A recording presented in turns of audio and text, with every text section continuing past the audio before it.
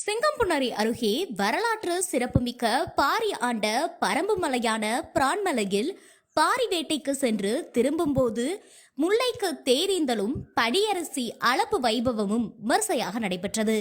வளம் செழுமை கொளிக்கும் புண்ணிய பூமி.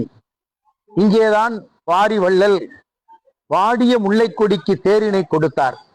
வாடிய முல்லைக்கொடிக்கு தன் இதயத்தின் ஈரத்தால் தேரினை கொடுத்த அந்த மாமன்னனின் கொடை நிகழ்வை பறைசாற்றும் வகையில், பக்தியை பறைசாற்றும் வகையில் இன்று நடைபெற்று கொண்டிருக்கிற பாரி வள்ளல் முல்லைக்கொடிக்கு தேரீந்த நிகழ்வு நடைபெற்று கொண்டிருக்கிறது.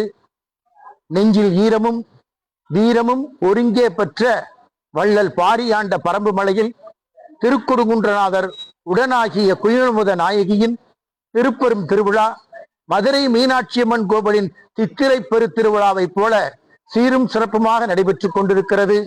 இங்கும் சித்திரை திருவிழா திருக்கல்யாணத்தோடும் தேரோட்டத்தோடும் மற்ற வைபவங்களோடும் சீரும் சிறப்புமாக நடைபெற்றுக் கொண்டிருக்கிறது.